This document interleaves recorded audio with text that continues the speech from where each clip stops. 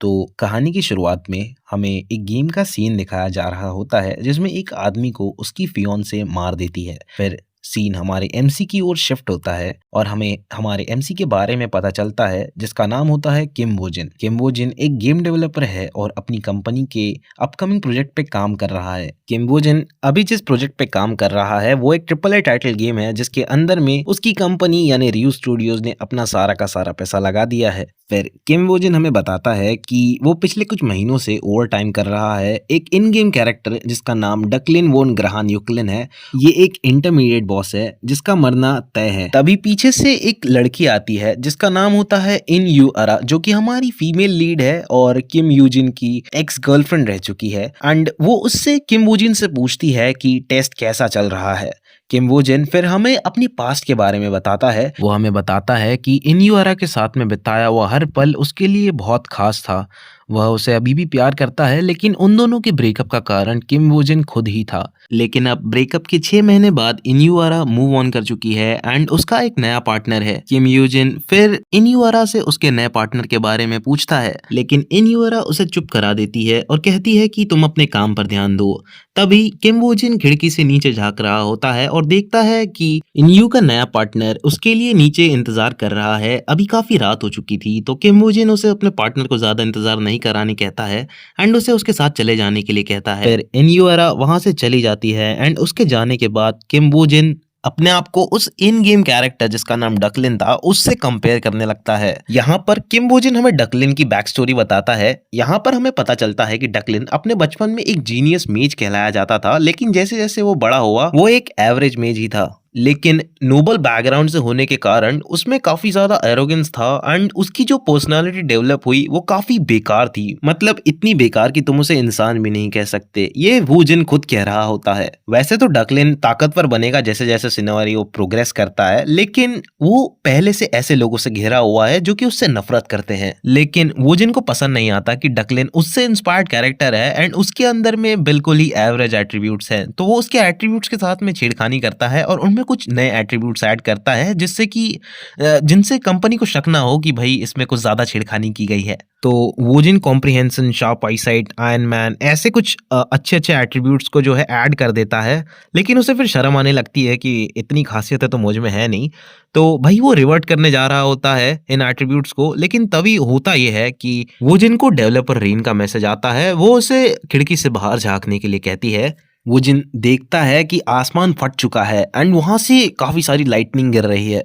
वो अपना होश खोने लगता है एंड वो कहता है कि ये सब क्या है, मैं कहाँ हूँ, ये कौन है। इसके अलावा उसे कुछ शब्द सुनाई देते हैं जिसमें कोई डकलिन को एक वाइल्ड विलन कह रहा होता है। तभी सीन शिफ्ट होता है और एक बहुत ही तेज आवाज आती है जो कि डकलिन को उठने के लिए कह रही होती है। डकलिन की आंखें खुलती हैं एंड तभी सीन शिफ्ट होता है उसकी बहन की तरफ जो कि उसे चिल्ला रही होती है, उसे उठा रही होती है। अब यहाँ पर सीन ऐसा है कि जो वूजिन की सोल है वो डकलिन की बॉडी में आ चुकी होती है। अब यहाँ पर जो डकलिन की बहन है वो वूजिन से कह रही होती है, मतलब उस डकलिन से जिसकी बॉडी अभी वोजिन की सोल ने पोजेस कर रखी है, उससे कह रही होती है कि कब तक तुम एक औरत के पीछे उस बिस्तर में पड़े रहोगे। क्या तुम पूरे हाउस होल्ड को शर्मिंदा करना चाहते हो? मैं यहाँ पेपर्स छोड़कर जा रही हूँ एंड तुम जल्दी उठ जाओ अगर तुमको फायर नहीं होना है तो। अब यहाँ पर जो फायर होने वाली बात है ना वो इसीलिए हो रही है क्योंकि जो डकलिन है ना वो एक यूनिवर्सिटी का प्रोफेसर है। तो अगर वो वहाँ लेट पहुंचेगा तो हो सकता है कि यूनिवर्सिटी वाले उसकी बैड रेपुटेशन देख करके उसे वहां से निकाल दे। तो उस बारे में उसकी बहन उसे चिल्ला रही होती है। तो चलो वापस से मेन स्टोरी लाइन पे आते हैं। तो अब यहाँ पर पे जो वोजिन है जो कि भी डकलिन की बॉडी में है, वो हमें बता रहा होता है कि आखिर वो कैसे इस वर्ल्ड के अंदर में आ गया। तो वो कहता है कि उस दिन उस अजीब से आसमान को देखने के बाद मैं एक अनजान शरीर में अनजान दुनिया में सीधा उठा हूँ एंड ये जो अनजान दुनिया है मुझे थोड़ी बहुत देखी हुई लगती है एंड मुझे पता चलता है कि मैं उस गेम के वर्ल्ड के अंदर में आ चुका हूँ जिस पे मैं काम कर रहा था, वो भी एक ऐसे कैरेक्टर के रूप में जो कि इस गेम का सबसे वर्स्ट कैरेक्टर है एंड इसका मरना तय है। एंड अब इस चैप्टर के एंड में हम लोगों को डकलिन का बहुत ही हैंडसम सा चेहरा दिखाया जाता है एंड ये चैप्टर 1 यहीं पे एंड होता है। तो चैप्टर की स्टार्टिंग में हम लोग वूजिन यानी कि जो भी डकलिन की बॉडी में है उसे लेटा हुआ देखते हैं डकलिन के बेडरूम में, जो कि यूक्लिन्स की मेंशन के अंदर में है। उसे यहाँ आए हुए लगभग 1 हफ्ते से ज्यादा हो चुका है। शुरुआत में तो उसे ये सब एक सपने की तरह लग रहा था, लेकिन जैसे जैसे दिन कटे उसे एहसास हुआ कि ये कोई सपना नहीं है बल्कि हकीकत है। खैर जो भी हो, लेकिन अब एक बात तो पक्की थी कि वोजिन अपने ही बनाए हुए गेम के अंदर में एक विलन की बॉडी को पजेस कर चुका है, जिसका नाम था डकलिन वोन ग्रहान यूक्लिन, जो कि वैसे तो गेम का मिडिल बॉस है, लेकिन गेम की किसी भी रूट को आगे बढ़ने के लिए डकलिन का मरना जरूरी है। वोजिन के लिए अभी सबसे बड़ी दिक्कत ये थी कि उसे नहीं पता होता है कि स्टोरी का कौन सा टाइम चल रहा है या फिर स्टोरी कहाँ तक प्रोग्रेस कर चुकी है। उसके पास जितनी इन्फॉर्मेशन अवेलेबल थी उससे वो फ्यूचर के लिए प्रिपेयर नहीं हो सकता था। वोजिन हमें बताता है कि मैं मजाक नहीं कर रहा हूं जब मैं कह रहा हूं कि मैं और मेरी टीम ने इस गेम को 1000 बार से ज्यादा टेस्ट किया है, लेकिन ये कैरेक्टर सिर्फ एक ही बार सरवाइव कर पाया। बेसिकली इसका मतलब ये था कि इस कैरेक्टर को सिर्फ मरने के लिए बनाया गया था। फिर सीन शिफ्ट होता है और हमें कुछ डॉक्यूमेंट्स दिखाए जाते हैं जो कि डकलिन की बहन वहां छोड़ गई थी, जो कि लेक्चर से रिलेटेड नोट्स थे जिन्हें डकलिन को इंपीरियल यूनिवर्सिटी में देना था। फिर यहाँ पर हमें येरिल वोन ग्रहान यूक्लिन के बारे में पता चलता है, जो कि डकलिन की हाफ सिस्टर होती है, और अभी इस समय वो डकलिन की जगह यूक्लिन हाउस होल्ड की हेड बन के सर्व कर रही है, और डकलिन की उसकी हाफ सिस्टर के साथ बिल्कुल नहीं बनती। वोजिन कहता है कि जिस औरत के बारे में येरिल कह के गई वो उसकी फियोंसे हो सकती है, जूलिए। वोजिन लेक्चर्स के पेपर देखते हुए कहता है कि आज लेक्चर है, मुझे जाना चाहिए। आज से पहले वोजिन ने कभी कोई लेक्चर्स नहीं लिए थे, लेकिन अभी सबसे इंपॉर्टेंट काम था उसके लिए इन्फॉर्मेशन गैदर करना। फिर सीन शिफ्ट होता है और हम लोग वोजिन के सर के ऊपर एक क्वेस्ट विंडो देखते हैं, जो कि वो जब से उठा है तब से उसके सर के ऊपर मंडरा रही होती है। फिर वोजिन बिस्तर से उठते हुए कहता है कि कुछ रास्ते ऐसे भी हैं जिनमें डकलिन येरिल के कारण मरा है।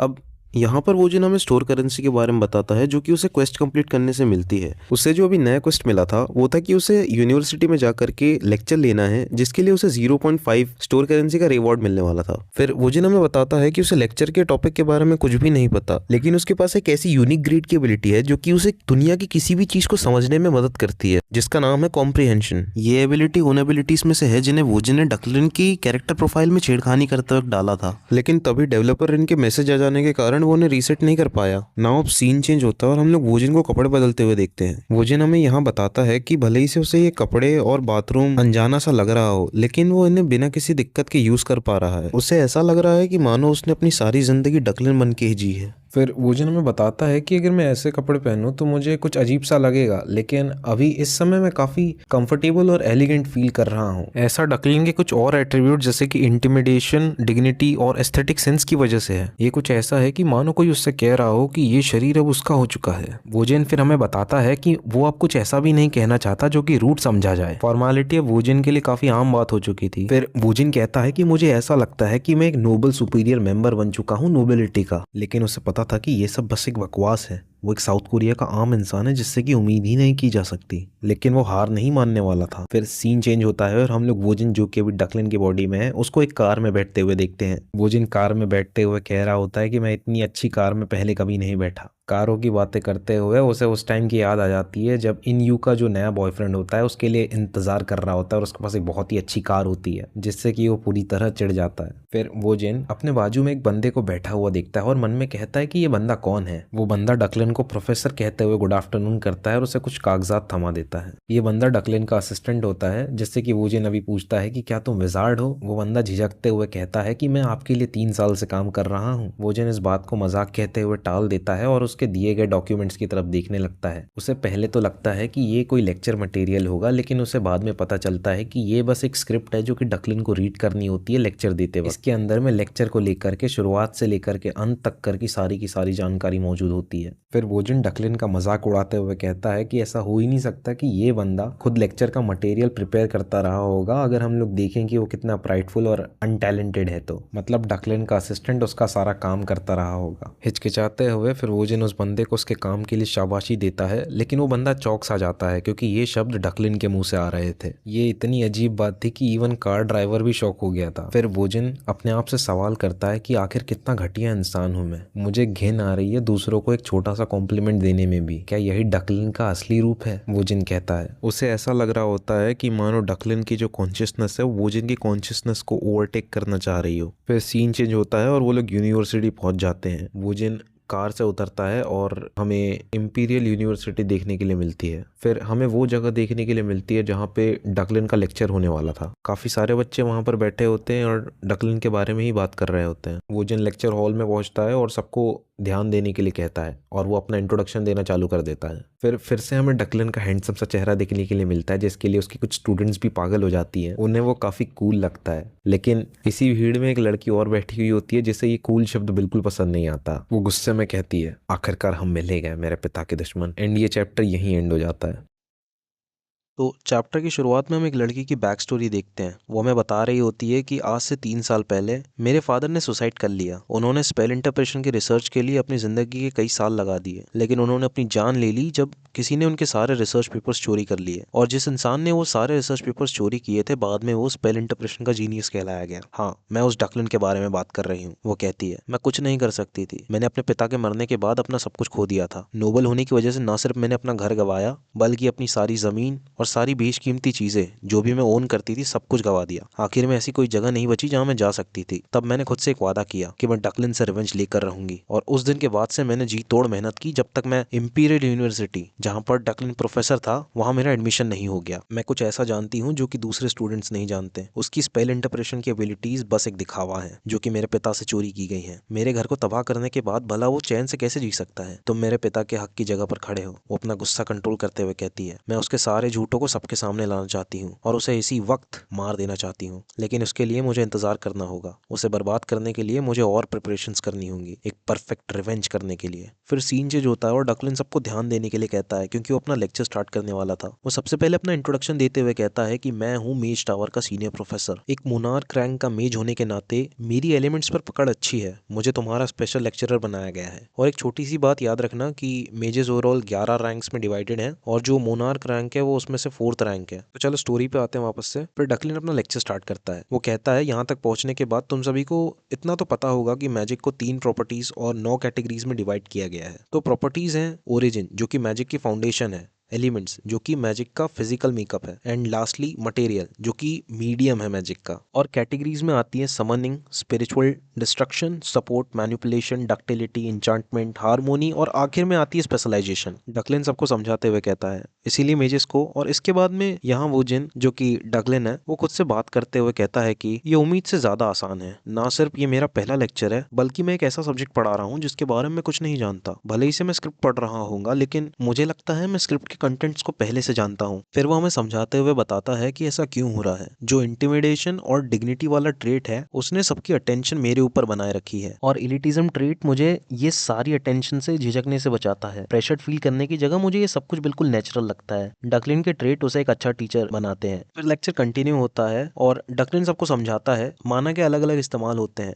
माना का इस्तेमाल डिपेंड करता है कि तुम उसे अपने शरीर के किस हिस्से पे फोकस करते हो। ज्यादातर जो मेजेस होते हैं वो माना को ब्रेन में स्टोर करके रखते हैं, जहां वो आसानी से स्पेल्स की इमेज बना सके। और दूसरी तरफ जो नाइट्स होते हैं वो अपने माना को हार्ट में स्टोर करके रखते हैं। और आखिर में जो दांतियन होता है वो माना की स्टोरेज होती है, जो कि सभी के लिए काम करता है। कहता है कि जो मैं कहना चाह रहा हूँ वो काफी आसान है। मेहनत तो जरूरी ही है, पर अगर तुम्हारा टैलेंट इनफ नहीं है तो तुम्हें सिलेक्शन और फोकस पर ध्यान देना ही होगा। फिर वोजिन हमें बताता है कि इस एडवाइस की सबसे ज्यादा जरूरत डकलिन को खुद है। असल में डकलिन कोई ज्यादा टैलेंटेड कैरेक्टर नहीं है, भले ही इसका माना 3375 हो, लेकिन एक ऐसा भी नेम्ड कैरेक्टर एग्जिस्ट करता है जिसका शुरुआती माना ही 30,000 से ज्यादा है। ये हंसने वाली बात है कि जिसे एडवाइस की जरूरत है वो दूसरों को एडवाइस दे रहा है। यहाँ फिर लेक्चर खत्म हो जाता है, लेकिन वोजिन थोड़ा कतराता है एक फाइनल लाइन को बोलने से, क्योंकि वो अभी डकलिन बना हुआ था। फिर वो कहता है कि असली डकलिन इस लाइन को कभी नहीं पढ़ता। वो कहता है, कोई सवाल? थोड़ी देर सब सोचते हैं, लेकिन कोई सवाल नहीं करता। वो खुश हो ही रहा होता है कि भीड़ में से एक लड़की उठती है और उससे सवाल करती है, प्रोफेसर डकलिन, पिछले रात एक मिस्टीरियस स्पेल मेज डॉर्मेट्री में मिला। कुछ लोग उसे डेविल का किया मान रहे हैं। एक स्पेल इंटरप्रेशन जीनियस होने के नाते क्या आप हमें कुछ बता सकते हैं? डकलिन कहता है, ओ तुम वहाँ, क्या तुम सही में मेज टावर की पार्ट हो? वो कहती है, माफ करना, आप ऐसा क्यों पूछ रहे हैं? अगर से तुम हो तो तुम्हें अपनी अफिलिएशन बताना बहुत जरूरी है। मैं एक ऐसे बच्चे के सवालों का जवाब नहीं दूंगा जिसे कि बेसिक मैनर्स भी नहीं आते। वो चौंकते हुए कहती है, क्या प्रोफेसर, मुझे मन में कह रहा होता है माफ करना मुझे, लेकिन मैं कुछ नहीं कर सकता। मुझे अभी पता चला कि आखिर अंडरस्टैंडिंग के लिए कितना माना लगता है। बस लेक्चर स्क्रिप्ट को कंप्रीहेंड करने के लिए 1300 माना लग चुका है। कौन जानता है कितना माना लगेगा अगर मैं एक ऐसा स्पेल जिसके बारे में मैं कुछ नहीं जानता उसे इंटरप्रेट करने का ट्राई करूँ तो। लेक्चर हॉल में सब उस लड़की पर हंसने लगते हैं। वो कहते हैं उसकी अलग लगने की कोशिश फेल हो गई। वो चिढ़ते हुए गुस्से में कहती है, एक सेकंड रुको, मेज टावर उसे फॉल्स रूमर कहकर उसे इंटरप्रेट करने से मना कर रहा है, लेकिन मैं ऐसा मानती हूँ कि आप तो इतने केपेबल हैं कि उस स्पेल की कैटेगरी आप बता सकते हैं। फिर वो वही स्पेल दिखाती है और कहती है, मैं फॉर्मली आपसे रिक्वेस्ट कर रही हूँ इस स्पेल को इंटरप्रेट करने के लिए। डकलिन उस स्पेल की तरफ देखता है और उसका माना 360 हो जाता है। वो लड़की कहती है, कुछ डेब्यूटेंट्स जो कि मेजेस की लोएस्ट रैंक होती है, वो डॉर्मेट्री में ही रुक गए स्पेल को एनालाइज करने के लिए, लेकिन उन्हें कोई प्रोग्रेस हासिल नहीं हुई। अगर बस आप हमें हिंट दे सके तो। डकलिन उसकी बात को काटते हुए कहता है, तुम्हें हिंट देने की भी जरूरत नहीं है। ये एक इंचांटमेंट कैटेगरी का बैरियर मैजिक है जिसमें किसी ने तुम्हें फंसाने की कोशिश की है, इतना ही। वो चुपचाप होकर देखती रहती है और डकलिन वहां से चला जाता है। और फिर एक क्वेस्ट विंडो अपीयर होती है। उसमें लिखा होता है side quest completed, university lecture, और उसे 0.5 स्टोर करेंसी मिल जाती है। फिर सीन चेंज होता है और हमें कैफेटेरिया का सीन दिखाया जाता है। वहाँ वो लड़की भुक्कड़ों की तरह खाना खा रही होती है और खाते खाते कहती है, क्या एसोल है। मैं उसके फ्रॉड इंटरप्रेशन स्किल को एक्सपोज करना चाहती थी एक अनजाने स्पेल से, लेकिन उसने मुझे बदतमीज बना दिया सिर्फ इसलिए क्योंकि मैं अपना नाम बोलना भूल गई। मैं शर्म से मरने वाली थी वहां पर, लेकिन पक्का वो घबरा गया होगा, इसलिए बकवास करते हुए इसे इंचांटमेंट स्पेल कह रहा था। फिर वो हमें समझाती है कि इंचांटमेंट मैजिक काफी ट्रिकी होता है, उसके लिए एक मीडियम होना जरूरी है। भला वो इंचांटमेंट स्पेल कैसे हो सकता है जब वहाँ कोई मीडियम था ही नहीं। जो मैंने दिखाया था वो तो एक अननोन स्पेल था जो कि मैंने पिछली रात डॉर्मेटरी के दरवाजों पर देखा था। मुझे पता था कि बस वो बकवास करता है और कुछ नहीं। तभी पीछे से एक लाल बालों वाली लड़की भागते हुए आती है, उसका नाम चिल्लाते हुए। वो उसे मैजिक सर्कल के बारे में बताती है जो कि उसने क्लास में दिखाया था। वो कहती है वो स्पेल एक ही बार में एक्टिवेट हो गया जब हमने उसे बैरियर की तरह माना तो। यूफी चौंक जाती है और वो लाल बालों वाली लड़की कहती है, मैं बहुत खुश हूँ। हम उस प्रोफेसर से कुछ भी पूछने से डरते थे, तुम में कुछ तो बात है यूफी। यूफी चौंकते हुए कहती है, क्या सही में वो बैरियर मैजिक था। वो लाल बालों वाली लड़की कहती है, हाँ, प्रोफेसर डकलिन कितने इनक्रेडिबल है ना, उन्हें कैसे पता कि वो एक इंचांटमेंट मैजिक था जब वहाँ कोई मीडियम था ही नहीं। यूफी मन में कहती है, हो ही नहीं सकता। फिर वो लड़की जाते हुए उससे कहती है, थैंक्स, हम रिपोर्ट सबमिट करने जा रहे हैं, मैं रिपोर्ट में तुम्हारा भी नाम डाल दूंगी। यूफी उसे झिझकते हुए थैंक्स कहती है। यूफी मन में कहती है, कुछ नहीं, बस उसने तुक्का मार लिया होगा जो कि सच हो गया। आखिर में मैंने उसकी रेपुटेशन ही इंक्रीज की और कुछ नहीं। फिर वो कुछ पेजेस देखने लगती है जो कि डकलिन की क्लास के होते हैं, जिसे अटेंड करने के लिए उसे 5 क्रेडिट मिलने वाले थे। वो पेपर देखते हुए मन में कहती है, लोग कहते हैं अगर तुम अपने दुश्मन और अपने आप को जानते हो तो तुम कभी नहीं हारोगे। मुझे अपने आप को मजबूत करना होगा अगर मुझे उस डकलिन को झेलना है तो। तुम बस वेट करो डकलिन, मैं तुम्हें जल्द ही एक्सपोज करूंगी। और ये चैप्टर यहीं एंड होता है।